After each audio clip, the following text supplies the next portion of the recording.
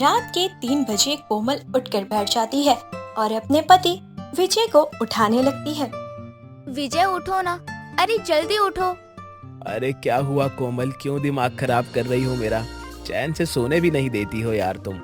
अरे तुम्हें चैन से सोने की पड़ी है यार, तुम्हें पता है ना मुझे बहुत तेज भूख लग रही है और इस वक्त मुझे चॉकलेट खानी है, और अगर मैंने चॉकलेट नहीं खाई ना तो मेरा दिमाग खराब हो जाएगा। अरे तुम्हारा दिमाग तो पहले ही खराब था, तुमसे शादी करके मेरा भी हो गया है। देखो इतनी रात को ना मैं अपने पति से लड़ाई नहीं करना चाहती हूँ, तो बेकार में मुझे परेशान मत करो, चुपचाप से मेरे लिए चॉकलेट ला कर दे दो। अरे यार कैसी बातें कर रही हो, रात के 3 बजे चॉकलेट कहाँ से लाऊं? कैसी बातें करती हो, बुद्धि है कि नहीं है? विजय ये सब मुझे नहीं पता, मुझे कहीं से भी चॉकलेट ला कर दो वरना मुझे बहुत गुस्सा आ जाएगा। बेचारा विजय आधी रात को उठकर किचन की ओर जाता है और फ्रिज खोलकर अपनी बीवी के लिए चॉकलेट लेकर आता है और उसे देता है। चॉकलेट देखकर कोमल खुश हो जाती है और अपने पति से कहती है, अरे ये क्या, 5 मिनट के अंदर आप मेरे लिए चॉकलेट लेकर आ गई? ऐसा चमत्कार कैसे कर दिया आपने? इतनी जल्दी कैसे चॉकलेट लेकर आ गए आप मेरे लिए? देखो तुम्हें चॉकलेट खाने से मतलब है, आम खाओ गुटली मत गिनो, मुझे ऑफिस भी जाना है कल। अरे यार बताओ ना प्लीज, कहाँ से लेकर आए हो चॉकलेट? बेटा मैं तुम्हारी छोटी छोटी हरकतें जानता हूँ, मुझे पता है तुम ऐसा ड्रामा कभी ना कभी करोगी, इसलिए मैंने पहले से ही चॉकलेट लेकर रखी हुई थी। अरे वाह, मेरा पति तो सच में बड़ा ही समझदार हो गया है। अरे यार अब सो जा, मुझे सुबह ऑफिस जाना है, मेरी इंपॉर्टेंट मीटिंग है। विजय गुस्से में दोबारा सो जाता है तो वहीं कोमल आराम से बिस्तर पर बैठकर चॉकलेट खाने लगती है और फिर दोबारा से सो जाती है। ऐसे ही सुबह हो जाती है। सुबह उठकर कोमल अपने पति के लिए चाय नाश्ता बनाने लगती है और चाय नाश्ता बनाते बनाते उसकी आंखों में आंसू आ जाते हैं और वह रोने लगती है। उसके रोने की आवाज सुनकर विजय आता है और बोलता है, अब क्या हो गया, अब क्यों रो रही हो तुम? नाश्ता बनाते बनाते मुझे मेरी माँ की याद आ रही है। विजय याद है जब मैं छोटी थी ना, तब मेरी माँ ऐसे ही मुझे नाश्ता बनाकर खिलाया करती थी। मेरी लाइफ अब पूरी बदल गई है। देखो रोने धोने का ड्रामा व्रामा मत करो, शादी तुम्हारी नहीं मेरी भी हुई है और बदलाव मेरी जिंदगी में भी आए हैं।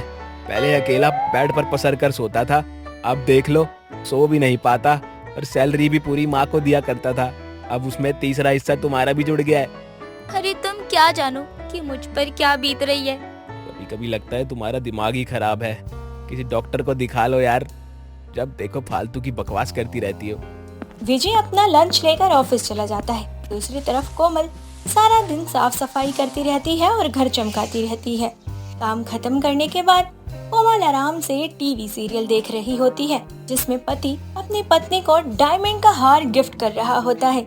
यह देखकर कोमल के मन में एक आइडिया आता है। वैसे आज तक विजय ने मुझे कुछ भी नहीं दिया है, क्यों ना आज शाम को मैं अपने पति से डायमंड का हार मांगू। अब क्या था, टीवी सीरियल देखने के बाद कोमल के दिमाग में डायमंड के हार का चस्का चढ़ जाता है और शाम को विजय के ऑफिस से घर आते ही कोमल अपने पति के सामने जाती है और प्यार से कहती है, विजय मुझे ना तुमसे कुछ चाहिए, क्या तुम मुझे वो ला कर दोगे? बताओ क्या चाहिए तुम्हें, मेरे बस में होगा तो जरूर लाऊंगा। मुझे ना डायमंड का हार चाहिए, तो मुझे डायमंड का हार ला के दोगे ना? डायमंड का हार तेरी माँ छोड़ कर गई थी या तेरा बाप जो ला कर दूं? डायमंड का हार चाहिए इसको। तुम्हारी इतनी हिम्मत कि तुम मेरे माँ बाप के बारे में बोल रहे हो। अब तो मुझे डायमंड का हार चाहिए, चाहे तुम कहीं से भी ला कर दो। अगर मेरे माँ बाप ने मेरे शौक पूरे नहीं किए तो क्या हो गया, तुम मेरे शौक पूरे कर सकते हो ना। कोमल तुम्हें तो पता है ना 30,000 रुपए महीने का कमाता हूँ, 30,000 में घर का खर्चा संभालूंगा या मैं डायमंड का हार लाऊंगा? देखो विजय, मुझे इससे कोई मतलब नहीं है कि तुम कहाँ से लेकर आओगे और कहाँ से नहीं। मैंने तुम्हारे सामने अपनी इच्छा रखी है, अब इसे पूरा कैसे करना है ये तुम्हारी टेंशन है, मेरी नहीं। कभी कभी तो मुझे लगता है बिना दिमाग के कैसे जी लेती होगी, बड़ी मेहनत है इसकी जिंदगी में भी। इतना बोलकर विजय अपने कमरे में चला जाता है। देखते ही देखते कुछ दिन बीत जाते हैं। कोमल बार बार अपने पति को डायमंड का हार देने के लिए बोलती रहती है और विजय बार बार अपनी बीवी की बात को अनसुना कर देता है। धीरे धीरे कोमल को अब गुस्सा आने लगता है। लगता है ये ऐसे नहीं मानेंगे, मुझे ही कुछ करना पड़ेगा, तब जाकर इनकी जेब से पैसे निकलेंगे मेरे डायमंड हार के लिए। ऐसे ही एक शाम जब विजय ऑफिस से घर आता है तो देखता है कि कोमल घर में नहीं है। हे भगवान, ये पागल औरत कहाँ चली गई? इसका दिमाग सही में खराब हो गया है। कहाँ से ढूंढ कर लाऊं इसे? वह बार बार उसको फोन करता है लेकिन कोमल फोन भी नहीं उठाती है। विजय पूरे घर में यहाँ वहाँ कोमल को तलाशने लगता है। तभी विजय को सोफे पे रखा हुआ एक लेटर नजर आता है। विजय उस लेटर को उठाता है और पढ़ता है। जब तक तुम मुझे डायमंड का हार नहीं दिलाओगे तब तक मैं घर वापस नहीं आऊंगी। अब चॉइस तुम्हारी है कि तुम्हें कंजूसी दिखानी है या फिर बीवी को घर लाना है। कोमल की चिट्ठी पढ़कर विजय बुरे तरीके से परेशान हो जाता है। उसके पास इतने पैसे नहीं थे कि वो अपनी पत्नी को डायमंड का हार दे सके। ए भगवान, किसी दुश्मन को भी ऐसी पत्नी मत देना। अपने पति की मजबूरी ही नहीं समझ रही। विजय अपनी पत्नी को घर बुलाने के लिए ऑनलाइन एक नकली डायमंड का हार मंगवाता है और उसका फोटो क्लिक कर व्हाट्सएप पर कोमल को भेज देता है। कोमल बहुत ही ज्यादा खुश हो जाती है और तुरंत विजय को कॉल करती है। अच्छा, इसका मतलब ये है कि तुमने डायमंड का हार खरीद लिया। चलो, बहुत अच्छी बात है ये। आज मैं घर आ रही हूँ। ऐसे ही शाम को कोमल अपने घर वापस आती है और अपने पति से कहती है, तो मेरे प्यारे पति देव जी, दिखाओ तो जरा, कहाँ है मेरा डायमंड का हार? कोमल, मुझे माफ कर दो। मैंने तुम्हें यहाँ बुलाने के लिए ये नकली डायमंड का हार खरीदा था। तुम्हें तो पता है ना मेरी सिचुएशन। यार, मेरे पास पैसे नहीं है कि मैं तुम्हें डायमंड का हार दिला सकूं। तुम्हें क्या लगता है कि सच में मेरा दिमाग खराब है और मैं अपने पति से डायमंड के हार के लिए जिद करूंगी? मुझे भी तुम्हारी सिचुएशन अच्छे से पता है, पर जब तुम बार बार मुझे ये बोलते हो ना कि तेरा दिमाग खराब है, तेरा दिमाग खराब है, इसलिए मैं तुम्हें ये समझाना चाहती हूँ कि जब सही में बीवी का दिमाग खराब होता है ना, तब वो क्या कर सकती है और क्या नहीं। इसका मतलब तुम नाटक कर रही थी? और नहीं तो क्या, अपने पति को सही आईना दिखाने के लिए कभी कभी पत्नी नाटक भी कर सकती है। चलो, अच्छी बात है, इसी बहाने तुम्हारी सच्चाई तो पता चली। वैसे मैं मजाक कर रहा था। मैंने सच में तुम्हारे लिए डायमंड का हार खरीदा है। एक ही तो पत्नी है मेरी, उसके लिए डायमंड का हार भी नहीं खरीदूंगा? ऐसा कैसे हो जाएगा भाई? कहीं तुम मुझसे फिर से मजाक तो नहीं कर रहे हो ना? अगर इस बार तुमने दोबारा मुझसे मजाक किया ना, तो सच में मेरा दिमाग खराब हो जाएगा और फिर पता नहीं है मैं क्या क्या कर सकती हूँ। अरे नहीं पागल, मजाक एक बार होता है, बार बार नहीं। तुम एक बार डायमंड हार चेक करके तो देखो। अगर तुम्हें मुझ पर यकीन नहीं है तो डायमंड की शॉप पर जाकर चेक करवा लेना। अरे नहीं नहीं, तुमने इतना बोल दिया ना, यही बहुत है मेरे लिए। लाओ, दिखाओ मुझे मेरा डायमंड का हार। डायमंड का हार देखकर कोमल बहुत ही ज्यादा खुश हो जाती है। सुरेश एक गरीब आदमी था जो शादियों में बारात ले जाने के लिए रथ वाले का काम किया करता था और उनसे आने वाले पैसे से वो अपने घर का गुजारा करता था। एक रोज सुबह के समय वो अपने रथ की धुलाई कर रहा होता है, तभी उसकी पत्नी रानी वहाँ आती है और अपने पति को रथ की धुलाई करते हुए देखकर कहती है, आज सुबह से ही मैं देख रही हूँ आप अपने रथ की धुलाई करने में लगे हुए हैं। आज ऐसा क्या हो गया जो सुबह से ही इस रथ के पीछे अपनी जान दिए जा रहे हैं? देखो, तुम्हें जो बोलना है वो मुझे बोल लो, लेकिन मेरे रथ को कुछ मत बोलो। ये जो तुम रोटी खा रही हो वो इसी रथ की वजह से ही खा रही हो। ये मुझ गरीब की रोजी रोटी का साधन है। मैं कौन सा मना कर रही हूँ? मुझे भी पता है आप एक गरीब रथ वाले हैं और रथ होने से आप कोई महाराजा नहीं हो जाएंगे। क्यों इसकी सफाई में अपनी जान दे रहे हैं? वैसे भी इससे आने वाले पैसे से कौन सा हमारा गुजारा हो जाता है? कमाइयाँ ज्यादा है लेकिन आता तो है ना। है तो ये हमारी कमाई का ही जरिया। हमारी रोजी रोटी तो चलती है ना इससे। क्या आप हमेशा अपना वही पुराना डायलॉग मारते रहते हो? मैं तो ये बोल रही हूँ, बेच दो अपना ये पुराना खटारा रथ, किसी काम का नहीं है ये। तुम जब मुंह खोलती हो हमेशा जहर ही उगलती हो। जब इसकी कमाई का समय आया है तो तुम इसे बेचने की बात कर रही हो, और अगर नहीं भी होता तो भी मैं अपने रथ को कभी नहीं बेचता। तुम जाके अपना काम करो, मुझे अपना रथ धोने दो। शाम को मुझे इसे लेकर एक शादी में जाना है। इसका मतलब कमाई का समय आ गया। चलो, पूरे साल में कुछ महीने ही सही, लेकिन आपका ये रथ किसी काम तो आएगा।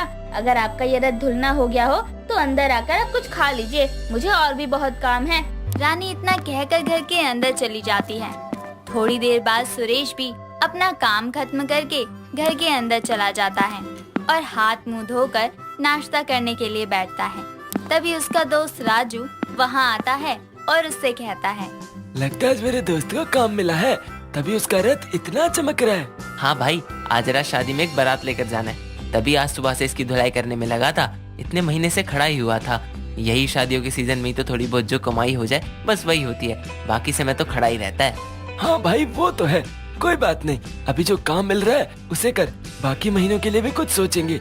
जो हाल तेरा है वही हाल मेरा भी है, बस फर्क इतना है कि मेरा लाइटिंग का काम है तो शादियों के सीजन को छोड़कर भी मेरा थोड़ा बहुत काम चलता रहता है, लेकिन तेरा बिल्कुल ठप हो जाता है।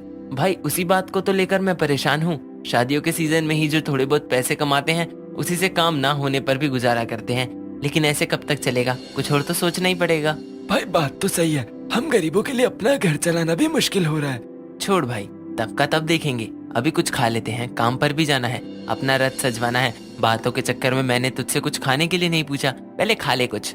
सुरेश के कहने पर राजू भी उसके साथ बैठकर नाश्ता करने लगता है। कुछ समय बाद दोनों अपने काम के लिए निकल जाते हैं।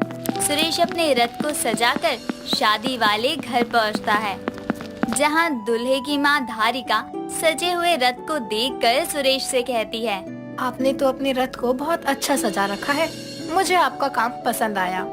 आप बिल्कुल सही टाइम पर आए हैं, बस थोड़ी ही देर में बारात निकलने का मुहूर्त है। मुझे तो बहुत टेंशन हो रही थी कि रथ समय से आ भी पाएगा या नहीं। मैडम मेरे रहते हुए आपको चिंता करने की जरूरत नहीं है, हम गरीब लोग हैं, हम लोग अपना सारा काम बहुत ईमानदारी और सही से करते हैं, क्योंकि अगर हम अपना काम समय से नहीं करेंगे तो दोबारा हमें कोई काम नहीं देगा। आपने बिल्कुल सही कहा, आप बहुत मेहनती भी लगते हैं। अगर सच में आपने अपना काम अच्छे से किया है तो हमारे घर में और भी शादियां हैं। हम बारात ले जाने के लिए आपका ही रथ मंगवाएंगे और मैं आपको और भी बारात का काम दिलवा दूंगी। आप सच कह रही हैं? अगर सच में आपने ऐसा किया तो इससे मुझ गरीब रथ वाले का बहुत भला हो जाएगा। आपका बहुत बहुत शुक्रिया जो आपने गरीब इंसान के बारे में इतना सोचा। मैं मानती हूँ कि इंसान की हैसियत मायने रखती है, लेकिन उससे भी ज्यादा इंसान की मेहनत मायने रखती है। मैं आती हूँ थोड़ी देर में। धारिका इतना कहकर वहाँ से चली जाती है। कुछ समय बाद सुरेश अपने रथ पर दूल्हे को बिठाकर रथ लेकर निकलता है, लेकिन थोड़ी देर बाद सभी लोग बारात लेकर बैंकेट हॉल पहुँच जाते हैं, जहाँ सभी लोग दूल्हे को रथ से आता देखकर काफी प्रभावित होते हैं और सभी लोगों को सुरेश का रथ बहुत पसंद आता है। कुछ समय बाद शादी खत्म होने के बाद धारिका सुरेश रथ वाले के पास आती है और उससे कहती है, आपने सच में काम बहुत अच्छे से किया है और रथ से भी बारात को समय से बैंकेट हॉल पहुंचा दिया। सब कुछ समय से हो गया, ये सब देखकर मैं बहुत खुश हूँ। ये लीजिए आपके रथ के पैसे। मैडम लेकिन ये पैसे तो हमारी बात से ज्यादा हैं। लगता है आपने शादी की भाग दौड़ में पैसे ज्यादा निकाल दिए। ये लीजिए आपके पैसे, ये मेरी कमाई से दुगना है। तुम्हारे समय से पहुंचने पर मैंने ये अंदाजा तो लगा ही लिया था कि तुम एक मेहनती आदमी हो, लेकिन आज ये एक्स्ट्रा पैसे वापस करके तुमने अपनी ईमानदारी भी साबित कर दी। मैंने ये एक्स्ट्रा पैसे आपको अपनी खुशी से दिए थे, अगर आप इसे ले लेंगे तो मुझे बहुत खुशी होगी। धारिका सुरेश को पैसे देकर वहाँ से चली जाती है। इतने सारे पैसे देखकर सुरेश बहुत खुश हो जाता है और थोड़ी देर बाद अपना रथ लेकर अपने घर वापस लौट आता है, जहाँ पहुंचकर वो अपनी पत्नी रानी के हाथ में सारे पैसे रखते हुए कहता है, ये लो मेरी इस सीजन की पहली कमाई। आज मेरी कमाई रोज से भी ज्यादा हुई है। जिनके यहाँ शादी थी वो मेरे काम से बहुत खुश थी, इसीलिए उन्होंने मुझे एक्स्ट्रा पैसे भी दिए। चलो अच्छा है, इस जमाने में कोई तो है जिसे हम गरीबों की मजबूरी और उनकी मेहनत दिखाई देती है, वरना आजकल के लोग तो सिर्फ गरीबों की गरीबी ही देखते हैं। लेकिन हाँ, ये पैसे पाकर ज्यादा खुश मत होइए, 2-4 महीने बाद क्या करना है ये सोचिए, क्योंकि आपका ये बारात में रथ ले जाने वाला काम सालों साल तो चलेगा नहीं। यही तो मैं भी सोच रहा हूँ, क्योंकि शादियों के सीजन में भी रोज रोज तो काम नहीं होता है, काम भी कभी कभी ही मिलता है और उससे आने वाले पैसों से सालों साल घर चलाना बहुत मुश्किल है। लेकिन मुझ गरीब रथ वाले को कौन काम देगा? मुझे तो कोई काम भी नहीं आता है। लेकिन तुम चिंता मत करो, मैं कुछ सोचता हूँ। लेकिन अभी कुछ खाने को दे दो, बहुत भूख लगी है, और तुम भी कुछ खा लो। जी मैं बस अभी खाना लेकर आती हूँ, आप तब तक हाथ मुंह धो लो। कुछ समय बाद सुरेश और रानी एक साथ बैठकर खाना खाते हैं। ऐसे ही समय बीतता है और एक रोज रानी अपने घर में उदास बैठी होती है। तभी उसकी पड़ोसन कामिनी वहाँ आती है और उसके पूछने पर रानी उसे सारी बातें बताती हैं, जिसे सुनने के बाद कामिनी रानी से कहती है, देखो मैं तुमसे वादा तो नहीं करती हूँ क्योंकि मैं खुद ही एक गरीब औरत हूँ, लेकिन तुम्हारी परेशानी सुनकर मुझे अपने पुराने दिन याद आ गए। इसलिए मैं एक बार अपने पति से तुम्हारे पति के काम के बारे में जरूर बात करूंगी। अगर वहाँ कोई जगह खाली हुई तो शायद तुम लोगों को भी परमानेंट दाल रोटी कमाने का जरिया मिल जाए। लेकिन कुली का काम है, तुम्हारे पति कर पाएंगे? बहन, तुमने मेरे बारे में इतना सोचा वही बहुत है। और मेरे पति सारे काम कर लेंगे, वो बहुत मेहनती हैं। अगर आपने मेरे पति को ये कुली का काम दिलवा दिया तो हमारे बाकी के सीजनों में भी भूखा रहने की नौबत नहीं आएगी। मैं आपका ये एहसान कभी नहीं भूलूंगी। इसमें एहसान वाली कोई बात नहीं है। ठीक है, फिर मैं आज शाम को ही अपने पति से बात करके तुम्हें बताती हूँ। कामनी इतना कहकर वहाँ से चली जाती है और उसकी बात सुनकर रानी को भी एक आस मिल जाती है। शाम को सुरेश के आने के बाद वो उसे सारी बातें बताती हैं, जिसे सुनकर वो भी बहुत खुश हो जाता है। इस तरह से रानी अपनी पड़ोसन कामिनी से बात करके अपनी पति को कुली का काम दिलवा देती है और इस तरह से गरीब सुरेश को रथ का काम ना होने पर भी अपने घर का खर्चा चलाने और कमाने का दूसरा जरिया मिल जाता है। नीतू झुग्गियों में रहने वाली एक गरीब घमंडी लड़की थी, जिसकी शादी एक बहुत बड़े घर में नरेश नाम के लड़के से हो जाती है, जिसके बाद उसका घमंड और बढ़ जाता है और उसके ऐसे घमंडी स्वभाव को देखकर उसकी सास को अपनी गलती पर बहुत पछतावा होता है और वो कहती है, सच में बहू, अगर मुझे पता होता कि तू गरीब होने के बाद भी इतनी घमंडी है तो मैं तुझे कभी अपने घर की बहू नहीं बनाती। माँ जी, मैंने ऐसा भी क्या कर दिया? और वैसे भी गरीब घर से निकलकर अमीर घर में आना मेरी किस्मत है। इसमें आपने क्या किया है? आप तो बस एक जरिया हैं। इतना घमंड करना भी ठीक नहीं है बहू। लोग कहते हैं गरीब घर की लड़कियों में बहुत संस्कार होते हैं, उनके अंदर किसी चीज का घमंड नहीं होता है। हमेशा गरीब घर की लड़की को बहू बनाकर लाना चाहिए, लेकिन मेरे साथ तो उल्टा हो गया और अब मुझे लगता है कि मुझे किसी अमीर घर की लड़की को ही अपनी बहू बनाना चाहिए था। मुझे उम्मीद है वो तेरे जैसी तो नहीं होती। माँ जी, मुझे ताना मारने के सिवा और कुछ भी काम कर लिया करो। जरूरी नहीं है कि सारे काम नौकर ही करें। मेरा ही दिमाग खराब है जो मैं तुझे समझा रही हूँ, क्योंकि जिस लड़की में गरीब होने पर इतना घमंड था तो अब तो उसके पास सब कुछ है, तब कहाँ उसका घमंड नीचे आएगा। लगता है मुझसे ही गलती हो गई तुझे पहचानने में। देवकी इतना कहकर वहाँ से चली जाती है और नीतू पर अपनी सास देवकी की बातों का कोई असर नहीं होता। ऐसे ही कुछ समय और बीतता है। तभी एक दिन सुबह के समय देवकी हॉल में बैठी चाय पी रही होती है। तभी उसकी पड़ोसन शांति कॉटन की साड़ी पहने हुए अपने हाथों में एक छोटा सा बैग लिए उसके घर आती है और कहती है, कैसी हो देवकी तुम? और तुम्हारी बहू कैसी है? शांति, तुम आओ आओ, कैसे आना हुआ आज तुम्हारा? आज कैसे अपनी सहेली की याद आ गई तुम्हें? मैं ठीक हूँ और मेरी बहू भी। ऐसी बात नहीं है देवकी, याद तो तुम्हारी बहुत आती है, लेकिन ये रोज रोज तुम्हारे घर पर आऊंगी तो तुम्हारी बहू सोचेगी मैं तुमसे कुछ मांगने आई हूँ। अब तुम इतनी अमीर जो हो मुझसे। शांति, अगर मुझे अमीर गरीब से इतना फर्क पड़ता तो मैं अपने एक लौते बेटे की शादी एक झुग्गी में रहने वाली गरीब लड़की से नहीं करवाती। इसलिए आज के बाद अपने अंदर ये अमीर गरीब का फर्क मत रखना और ना ही करना। अच्छा ठीक है, तू जीती मैं हारी। अब कभी नहीं बोलूंगी तू अमीर है मैं गरीब हूँ। ये हुई ना सहेलियों वाली बात। लेकिन एक बात बता, मेरी बहू को देखने के लिए सब आए, लेकिन तू क्यों नहीं आई? तू समझती नहीं है देवकी, अब कोई बहू को खाली हाथ देखने थोड़ी ना आता है। और मेरी बहू रेणुका को सैलरी नहीं मिली थी इसलिए नहीं आई थी। अब जब मिल गई है तो जितना हो पाया उतना खर्च करके अपनी तरफ से अच्छी सी साड़ी देख कर लाई हूँ। पागल है तू जो इतना सोच रही है। तोहफा दिल से दिया जाता है, महंगा और सस्ता देखकर नहीं। मुझे उम्मीद है उसे पसंद आएगा। उसने वो गरीबों वाले दिन देखे हैं जो तू अभी काट रही है, इसीलिए वो क्या सोचेगी इस बात की तू चिंता मत कर। देवकी और शांति आपस में बात ही कर रहे होते हैं। देवकी की बहू नीतू वहाँ आती है, जिसे देखकर देवकी कहती है, बहू, इनसे मिलो। ये अपनी पड़ोसन और मेरी सहेली शांति है। इनके पैर छूकर आशीर्वाद लो। माँ जी, इनके कपड़ों की हालत देखकर तो नहीं लग रहा कि ये आपकी जैसे अमीर औरत की सहेली होंगी, और ऐसे ही मैं आते जाते लोगों के पैर नहीं छूती हूँ। बहू, ये तू क्या बोल रही है? कम से कम दूसरों के सामने तो अपना घमंड कम कर ले और थोड़ा प्यार से बोल ले। माँ जी, आपको तो मेरी हर बात में घमंड ही दिखाई देता है। मैंने इसमें घमंड नहीं दिखाया है, मैं तो बस जो सच है वही बोल रही थी। बस कर बहू, अब कुछ मत बोल, चुपचाप यहाँ आकर बैठ जा। शांति तुझे देखने आई है। आओ बहू, जरा मेरे पास तो बैठो। माफ करना, तुम्हारी मुंह दिखाई करने में थोड़ी देर हो गई। नहीं आंटी जी, वो क्या है ना कि आपके कपड़े और ये गरीब हालत देखकर मुझे आपके पास बैठने का मन नहीं है। आप माँ जी के साथ बैठिए, मैं नौकरों से कहकर आपके लिए चाय भिजवाती हूँ। और रही बात देखने की, तो आपने मुझे देख भी लिया और बात भी कर ली। बहू रुक तो, ये देख, मैं तेरे लिए तोहफे में साड़ी लेकर आई हूँ, देखकर बता कैसी है। अब अपनी सहेली की नई नवेली बहू को देखने के लिए खाली हाथ थोड़ी ना आती। शांति के कहने पर नीतू साड़ी का बैग उससे लेकर साड़ी को खोलकर देखती है और हंसते हुए कहती है, आंटी जी, आपके इस तोहफे में दी गई साड़ी से अच्छी तो हमारे घर की नौकरानी पहनती है। ये लीजिए आपकी साड़ी आंटी जी, और अपने जैसे किसी गरीब को दे दीजिएगा। लेकिन बहू, ये तोहफा मैं तेरे लिए बड़े प्यार से लेकर आई थी, रख ले बहू। बहू, इस तरह किसी के तोहफे का अपमान नहीं करना चाहिए। इतना घमंड किस काम का है बहू? नहीं माँ जी, जो चीज मेरे काम ही नहीं आ सके वो चीज मैं रखकर क्या करूँगी। नीतू इतना कहकर वहाँ से चली जाती है।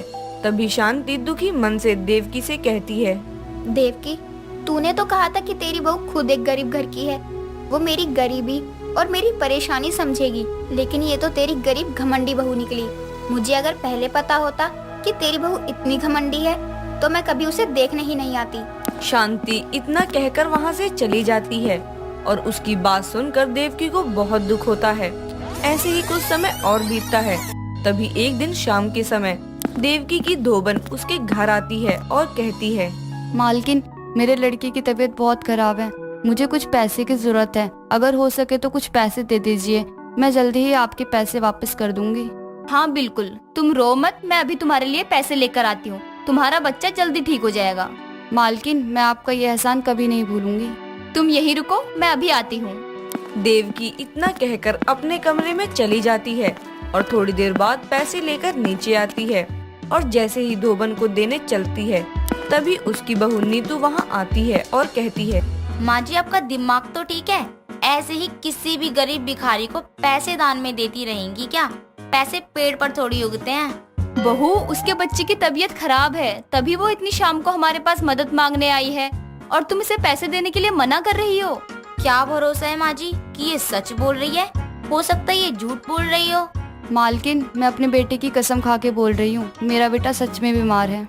माँ जी, आप जानती नहीं है, ये गरीब लोगों का कोई ईमान नहीं होता है। ये पैसों के लिए अपने बच्चे की झूठी कसम भी खा लेती हैं। बस करिए छोटी मालकिन, लेकिन आप भी कोई अमीर घर से नहीं हैं, एक गरीब झुग्गी वाली हैं। वो तो किस्मत अच्छी है जो आपको इतना बड़ा और अमीर ससुराल मिला। मैंने सोचा था कम से कम आप तो हमारी परेशानी समझेंगी, लेकिन माफ करिए बड़ी मालकिन, आपकी बहू तो एक गरीब घमंडी बहू निकली जिन्हें अपने घमंड के आगे कुछ नहीं दिखता है। धोबन इतना कहकर बिना पैसे लिए ही वहाँ से चली जाती है, जिसे देखकर देवकी को बहुत गुस्सा आता है और वो कहती है, बहू, तुझे किस बात का घमंड है? क्या है तेरे पास घमंड करने के लिए? शायद तू ये भूल गई है कि जिन गरीब लोगों को तू अपना घमंड दिखा रही है, तू भी उन्हीं में से एक है।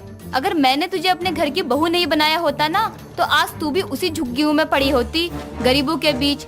और अगर मेरे बेटे को पता चला कि जिसे मैं संस्कारी लड़की समझकर बहू बनाकर लाई थी, वो एक गरीब घमंडी बहू निकली जो उसकी माँ की कोई कदर नहीं करती है, तो वो तुझे 1 मिनट में घर से निकाल देगा। देवकी नीतू को उसके घमंडी स्वभाव के चलते जो कुछ सुना रही थी, उसकी सारी बातें दरवाजे पर खड़ा उसका बेटा नरेश सुन लेता है, जिसके बाद वो घर के अंदर आकर अपनी माँ देवकी से कहता है, माँ, अब पता लगाने के लिए कुछ बाकी नहीं है। मैंने आप दोनों की सारी बातें सुन ली है। मुझे कहना तो नहीं चाहिए नीतू, लेकिन मुझसे शादी करने की तुम्हारी हैसियत नहीं थी। मैंने तो सिर्फ अपनी माँ की खुशी और जुबान के लिए तुमसे शादी करी थी, लेकिन अब जब वो खुशी ही नहीं रही तो तुम्हारी यहाँ पे कोई जरूरत नहीं, तुम अपने घर वापस जा सकती हो। आप ये क्या कह रहे हैं? मैं अपना ससुराल छोड़कर कहाँ जाऊंगी? मुझे माफ कर दीजिए माँ जी, मुझसे बहुत बड़ी गलती हो गई। मैं अपने घमंड में आकर अपनी हैसियत, सही गलत का फर्क सब भूल गई थी। माफ कर दीजिए आप लोग मुझे बस एक मौका दीजिए। मैं आगे से कोई भी शिकायत का मौका नहीं दूंगी। नीतू के माफी मांगने पर उसके घर वाले उसे माफ कर देते हैं और उसे सुधरने का एक और मौका दे देते हैं, जिसके बाद नीतू अपने घमंडी स्वभाव को धीरे धीरे बदलने की कोशिश करने के साथ साथ एक अच्छी बहू बनने की भी कोशिश करती है।